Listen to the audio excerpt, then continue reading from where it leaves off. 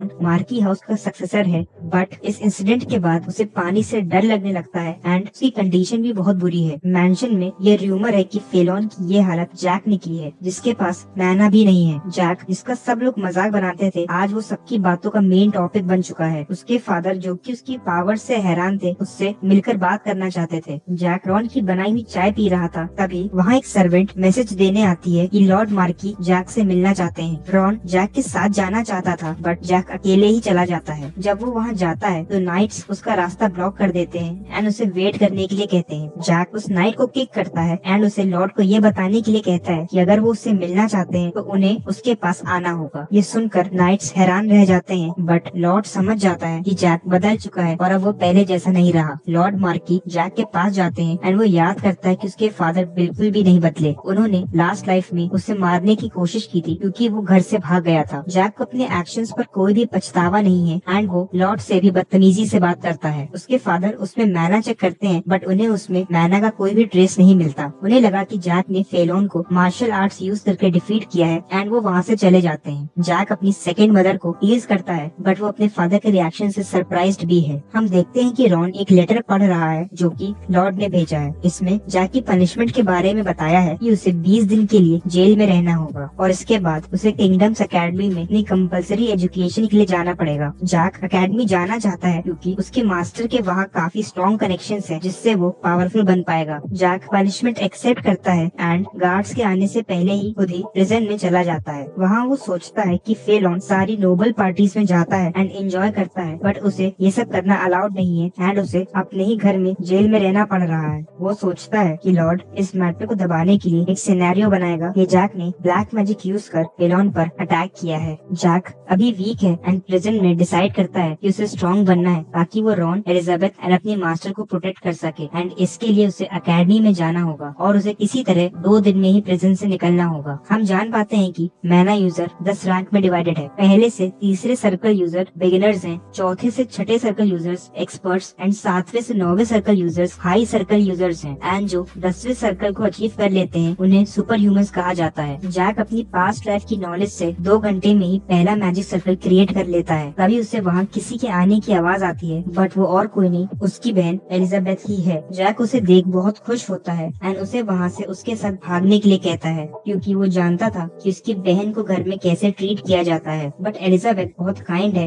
And वो पूरे घर को एक साथ खुश देखना चाहती है, बट उसे नहीं पता था कि घर में सब उसे यूज कर रहे हैं। जैक पास्ट के बारे में सोचता है कि कैसे उसने 4th इंपीरियल प्रिंस को टॉर्चर किया क्योंकि उसने एलिजाबेथ को स्लेव की तरह रखा था। जैक एलिजाबेथ से पीछे हटने के लिए कहता है एंड मैजिक से प्रिजन तोड़ देता है। वो उसे गले लगाता है एंड कहता है कि इस बार वो सब ठीक कर देगा, पर एलिजाबेथ कुछ भी समझ नहीं पा रही थी। फ्लैशबैक में हम देखते हैं कि वैलेंटियर हाउस खत्म होने की कगार पर है। टल्कन एम्पायर ने एलिजाबेथ की फैमिली को बंदी बना लिया है। एलिजाबेथ, जो कि टल्कन एम्पायर के 4th प्रिंस की वाइफ है, उससे उसकी फैमिली को छोड़ने की भीख मांगती है, बट वो उसकी एक भी नहीं सुनता। एलिजाबेथ 3 दिन लगातार बारिश में उनसे मर्सी की भीख मांगती है। फाइनली टल्कन किंग उसकी बात मान लेता है, बट इसके बदले 4th Prince, 3rd Prince and emperor उससे अपना स्लेव बना लेते हैं। प्रेजेंट टाइम में जैक एलिजाबेथ से प्रॉमिस करता है कि उसे अब खुद को सैक्रिफाइस नहीं करना पड़ेगा। एलिजाबेथ लॉर्ड के पास जाती है एंड जैक को छोड़ने की रिक्वेस्ट करती है एंड बताती है कि वो एक ब्लैक मैजिक यूजर नहीं है। लॉर्ड बताता है कि वो ये बात जानता है एंड उसने लोगों का मुंह बंद करने के लिए ये झूठ बोला है। वो कहता है ये वो जैक को छोड़ देगा, बट एलिजाबेथ को अपनी डेस्टिनी एक्सेप्ट करनी पड़ेगी। एलिजाबेथ ये सोचकर दुखी होती है कि उसकी फेट पहले से ही डिसाइडेड है एंड अब वो कुछ भी नहीं कर सकती। नेक्स्ट हम देखते हैं कि एक सोल्जर जैक को बताता है कि उसे छोड़ दिया गया है। जैक उस सोल्जर के बिहेवियर से खुश नहीं था। वो उस सोल्जर को बुरी तरह मारता है एंड वहाँ से चला जाता है। रॉन उसे देखकर खुश होता है, बट उसके कपड़ों पर लगे ब्लड को देख उसकी चिंता करने लगता है, पर जैक बताता है कि वो ब्लड उसका नहीं है। तभी वहाँ एक पेज आता है जिसे लॉर्ड मार्की ने जैक पर नजर रखने के लिए अपॉइंट किया है। उसका नाम जेम्स है। जेम्स एक 4th सर्कल नाइट है एंड वो जैक से प्रिजन में हुई फाइट के बारे में पूछता है। जैक फाइट के बारे में पूछे जाने पर काफी गुस्सा होता है एंड जेम्स उसकी लॉयल्टी बदल लॉर्ड को छोड़ उसे सर्व करने के लिए कहता है। जैक उसे रिपोर्ट चेंज करने के लिए कहता है एंड वार्न करता है कि अगर किसी को भी इस फाइट के बारे में पता चला तो वो जेम्स का जीना मुश्किल कर देगा। जैक रॉन का बनाया हुआ डिनर कर रहा होता है एंड उसे बताता है कि वो उस पर सबसे ज्यादा ट्रस्ट करता है। लास्ट लाइफ में रॉन ने जैक को बचाने के लिए खुद को सैक्रिफाइस किया था। जैक जानता था कि रॉन एक 9th सर्कल मैजिशियन है एंड वो उससे उसकी बहन एलिजाबेथ को प्रोटेक्ट करने की रिक्वेस्ट करता है। जैक 4 साल के लिए अकेडमी जाने वाला था एंड वो चाहता था इस टाइम में रॉन एलिजाबेथ का ध्यान रखे। अभी वहाँ जेम्स आता है जो जैक को बताता है कि उसने रिपोर्ट चेंज कर दी है एंड सोल्जर की हालत एक एक्सीडेंट बता दिया है। जैक ये सुनकर खुश होता है एंड जेम्स से स्वॉर्ड लाने को कहता है। वो जेम्स से स्वॉर्ड फाइट करना चाहता था एंड रॉन से